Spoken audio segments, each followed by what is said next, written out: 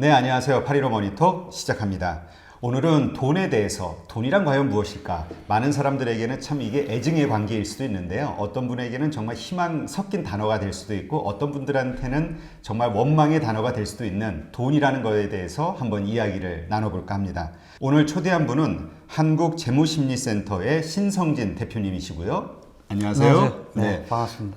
이 한국재무심리센터는 어떤 곳인가요? 사람들마다 돈에 대한 독특한 심리가 있는데 네. 그 심리를 진단하는 방법들 가지고 진단을 하고 그거에 맞게 돈에 대한 코칭을 하고 또 그런 일을 할 수 있는 전문가들을 또 양성하고 하는 비즈니스를 하고 있고요. 아마 일반 기업체나 단체 가서 교육하고 진단하고 상담하고 이런 일들을 전체적으로 하고 있는 기업이다 이렇게 생각하시면 됩니다. 아, 그렇군요. 네. 자, 그러면 제가 지금 간단히 모두에 말씀을 드렸는데 네. 돈이란 뭘까요? 돈이란 뭘까요? 라고 제가 강의할 때 질문들을 되게 많이 하는데 그러게요. 그런 반대로 대답을 이렇게들 많이 하신 돈이라는 거는 뭐 저는 그렇게 생각합니다. 사람들마다 되게 다양한 모습으로 존재하는 것. 그래서 사람들마다 돈에 대한 정의가 다 다릅니다. 그래서 자기가 어떤 돈이 무엇이다라고 정의하는 그대로 그 사람한테 역할을 해요. 그래서 예를 들어서 돈이 내 인생의 최고야 라고 하면 그 돈이 내 인생의 주인이 되고 야, 돈 아무것도 아니야. 그냥 돌고 도는 거야. 라고 하면, 나한테 남아있지 않고 계속 돌고 도는 것 같아. 그래서 되게 다양한 모습을 가지고 있는 어떤 변화무쌍한 존재? 이렇게 생각할 수 있는 게 돈인 것 같습니다. 네. 근데 사실 사람의 마음속에는 다 누구나 풍족한 돈을 갖기 원하잖아요. 네, 그렇죠. 근데 이 한국 사회에서는 사실 부자가 되고 싶다, 돈을 벌고 싶다 이 얘기를 떳떳하게 하기가 조금은 뭐라 그럴까 문화적으로 좀 그러면 뭔가 저급해 보이고 옛날보다 많이 좋아졌는데 네. 아직까지는 좀 그렇죠. 네. 속마음은 정말 돈 많이 갖고 싶죠. 그렇죠. 부자 되고 싶고. 근데 이걸 당당하게 표현하는 게 참 쉽지 않죠. 약간 꺼려지는 어떤 문화인 것 같은데 사실 이게 저는 좀 잘못됐다고 생각하거든요. 네. 예, 솔직하게 나는 부자가 되고 싶다. 나는 돈을 많이 벌고 싶다.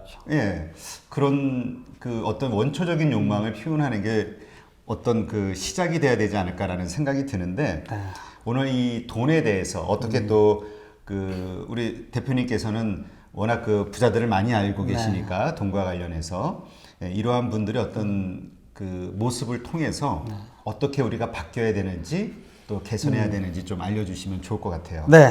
열심히 해보겠습니다. 네. 먼저 그 대표님이 그 일간지에 쓰신 어떤 칼럼을 보니까 돈에도 속성이 있다라는 이야기를 하셨더라고요. 이게 무슨 뜻일까요? 그러니까 돈의 속성이 있다라고 하면 뭐 종이로 이루어졌습니다. 숫자가 적혀 있습니다. 뭐 이런 얘기가 아니고 돈만이 가지고 있는 독특한 속성이 있는데 그걸 제가 쭉 보니까 잘 얘기하신 분이 그 스노우폭스의 김성호 회장님이 강의하실 때 보니까 돈의 속성 얘기를 하시는데 아, 그래요? 되게 잘 얘기를 하시더라고요. 그러면 이제 조금 전에 뭐 스노우폭스 김승호 회장님에 대해서 말씀을 하셨는데 그분이 말씀하신 돈의 속성, 그러니까 뭐 그분은 이제 뭐 돈을 벌어본 분이니까 아마 경험에서 한 얘기겠죠.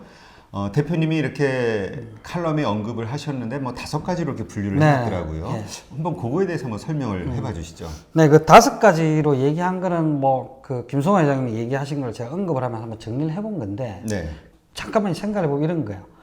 돈도 중력 같은 거다. 뭐 이렇게 얘기하세요. 그럼 무슨 얘기야? 그러니까 100만 원이 200만 원 되고 200만 원이 400만 원 되고 이런 과정에서 보면 크면 클수록 점점 빨리 돈을 벌게 되더라. 뭐 이런 얘기를 액수가 하세요. 커질수록. 돈이 맞는 것 같아. 그래서 돈에도 인격이 있다. 뭐 이런 얘기를 하세요. 무슨 얘기냐면 돈도 자기 좋아하는 사람 좋아한다. 돈이 작은 돈일 때 잘해줘야 큰 돈일 때도 나한테 찾아온다. 뭐 이런 얘기를 하시는데 그걸 이제 돈을 벌어본 사람들의 어떤 통찰력이 있는 언어 같은데 그런 얘기를 들으면서 제가 조금 더 정리가 되는데 돈은 부정적인 속성과 긍정적인 속성이 있는 것 같아요. 뭐냐면 돈은 가끔씩 돈 때문에 우리가 관계가 망가지기도 하고 돈을 너무 추구하다가 인생을 망치기도 하고 막 이렇게 하는 부정적인 속성도 있고 또 돈이 관계를 좋게 하고 사람들한테 선한 일을 베풀게 하고 뭐 이런 일들도 하잖아요. 그래서 그런 다양한 속성들이 있다는 것도 우리가 알면 돈에 대해서 좀 균형 잡힌 감각을 가질 수 있을 것 같아요. 어떤 얘기냐면 너무 부자가 되고 싶다, 돈이 있으면 다 돼라고 생각하면 돈만 추구하다 보면 다른 소중한 것들을 잃게 되고 또 돈을 너무 무시하면 사실은 내가 원하는 삶을 산다는 게 불가능하거든요. 그래서 돈에 대한 좀 균형 잡힌 시각을 알려면 돈이 다양한 속성을 가지고 있는 것을 좀 알 필요가 있다. 이런 생각을 합니다. 네. 그다음 또 하나는 뭐냐면 이 고정적으로 들어오는 돈은 힘이 있다 이렇게 얘기를 하죠. 무슨 얘기냐면 어떤 사람들은 한 달에 100만 원 매달 들어온 사람이고 어떤 사람은 1년에 300만 원 들어왔다가 700만 원 들어왔다가 뭐 이렇게 하면서 왔다 갔다 들어오는 사람이 있어요. 근데 보통 보면 우리가 돈을 다르고 그 돈을 성장시키고 하기 위해서 보면 매달 들어온 돈이 훨씬 더 다루기가 좋고 조직화되어 있는 측면들이 있거든요. 그래서 그런 돈이 힘이 있다는 얘기를 하고 그다음에 또 고생해서 번 돈이 있다. 힘이 있다. 왜냐하면 우리가 금방 이렇게 쉽게 번 돈을 보면 쉽게 나가지 않습니까? 맞아요. 그래서 그렇죠. 고생해서 번 돈은 그만큼 아깝게 생각하고 그걸 더 불리려고 하고 아껴 쓰고 하기 때문에 그런 돈 힘이 있다. 뭐 그런 얘기를 또 하시고요. 그 다음에 또 하나 얘기한 게 뭐냐면 남의 돈도 소중히 여기는 사람이 자기 돈도 소중히 여긴다 이런 얘기를 해요. 그래서 돈을 자기 돈이든 남의 돈 구별하지 않고 똑같이 대해줘야 된다 뭐 이런 얘기를 하시는데 그런 5가지 측면들을 얘기를 하세요. 그래서 제가 그 얘기를 들으면서 돈에는 5가지 속성이 있다 뭐 이런 얘기들을 했던 것 같고요. 그 다음에 제가 인상 깊었던 것 중에 하나가 뭐냐면 돈에 가시가 있습니다 이런 얘기를 해요. 혹시 무슨 뜻인지 딱 가시가 있다. 잘 모르겠는데. 네. 우리가 경쟁을 통해서 사실은 사업도 성장시키고 뭐 세일즈도 성공하고 내가 A라는 지역에서 어떤 가게를 해서 잘 하다 보면 나 때문에 주변에 실패해서 망해가는 사람들도 생기고 막 이러거든요. 그렇죠. 그러면 이 성공하는 사람들 주위에는 항상 그 사람을 시기하거나 질투하는 사람이 있게 마련이라는 거죠. 그걸 알고 있어야 된다. 그러면 어떻게 해야 될까? 그 가시를 없애야 되잖아요. 그렇죠. 그게 뭐냐면 주변에 있는 힘든 사람들 돌아보고 이런 것들인데 왜 부자가 되면 주변 사람을 돌아보고 해야 되냐면 그런 것들을 좀 이해하고 그런 가시를 없애는 방법이 뭐냐면 주변의 사랑을 통해서 그 가시를 녹이는 것 같은데 그런 것들은 이해가 좀 필요하다 이런 얘기를 하시는데 저거 되게 다가왔어요. 저도 항상 그런 얘기를 하는데 나누는 힘이라는 게 있거든요. 돈을 잘 나누어야 돼요. 엉뚱한 데 나누는 게 아니고 주변에 선한데 잘 나누어야 되는데 그 나눔이 나중에 결국 나한테 돈을 돌아오기도 하고 그 다음에 그런 걸 통해서 사회 전체가 건강하게 성장하면서 나도 또 부자가 되는 측면들이 있는데 그런 것들을 돈의 다양한 부분들에 대해서 우리가 이해하는 것 그게 이제 돈을 추구하기 전에 또 돈을 벌려고 막 달라들기 전에 투자하기 전에 한번 생각해 볼 돈의 속성들인 것 같아요. 그러니까 맞아요. 우리가 뭔가 잘 되는 사람이 있으면 뭐 돈을 많이 벌든 아니면 뭐 정말 사업이 잘 되든 아니면 뭐 인기가 있든 뭔가 일이 잘 되고 하면은 처음에는 응원을 해주다가 네, 그렇죠. 나중에는 좀 배가 아프죠. 배가 아프기도 하고. 그다음에 뭔가 이제 비판의 시선으로 좀 보기도 하고 뭔가 그리고 약점을 또 찾으려고 그런 과정에서 또 경쟁이 일어나기도 하고 그거는 뭐 나쁜 거는 아니면 당연히 있는 건데 그 속에서 아픔들이 생기죠. 그러니까 이제 결국은 그러한 사람의 어떤 그 시기하는 어떤 심리를 심성을 조금 눌러줄 수 있는 게 그 본인이 자기가 얻은 만큼 어떤 일부를 사회에 환원한다든가 다른 사람에게 도움을 주면서 그런 공격을 약화시킬 수 있다. 그리고 이제 돈을 사실 사람이 번다는 거는 아시겠지만 이 사회적 시스템의 도움이 없이는 사실 불가능하거든요. 그렇죠. 그러니까 뭐 나눠야 된다는 다양한 이야기를 우리가 할 수 있는데 속성적인 면에서는 모인 돈에 가시가 있다. 이런 느낌들이 되게 직관적인 거죠. 그런 걸 좀 기억하시면 우리가 돈을 벌어도 너무 무례하지 않고 뭐 내가 다 한 것처럼 그렇게 까불지 않고 그럴 수 있을 것 같아요. 맞아요. 뭔가 일이 잘 되고 돈이 많이 벌리건 뭐 사업이 잘 되건 이렇게 좀 잘 되면 뭔가 우쭐해져가지고 좀 자만심이 들어가죠. 그렇죠. 그게 이제 사실은 큰 어떤 그 위기의 시작일 수도 있겠네요. 그 개인에게는. 그런 걸 잘 극복해야 아마 더 행복한 부자가 될 수 있지 않을까 이런 생각을 합니다. 근데 아까 이제 처음에 저도 물론 사람은 일단 기본적으로 돈을 많이 벌고 싶다. 그 다음에 부자가 되고 싶다. 이런 자기 어떤 심리를 그냥 바깥에 스스럼 없이 드러낼 수 있어야 된다라고 말씀을 드렸는데 근데 이게 또 너무 지나치면 안 되잖아요. 그렇죠. 돈 너무 하면 좀 재미없죠. 이거 어떻게 균형을 잡을 수 있을까요? 왜 돈을 제1로 먼저 따지면 안 될까요? 인생에서? 저는 그렇게 생각합니다.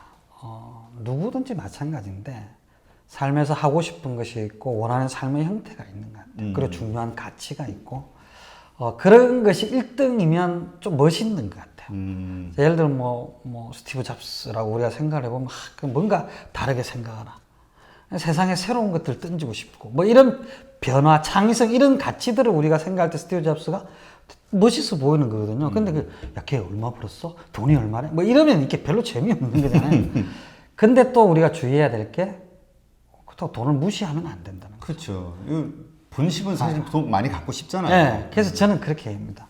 돈은 늘 2등이어야 한다. 아, 이게 우리 인생에 1등이면 네.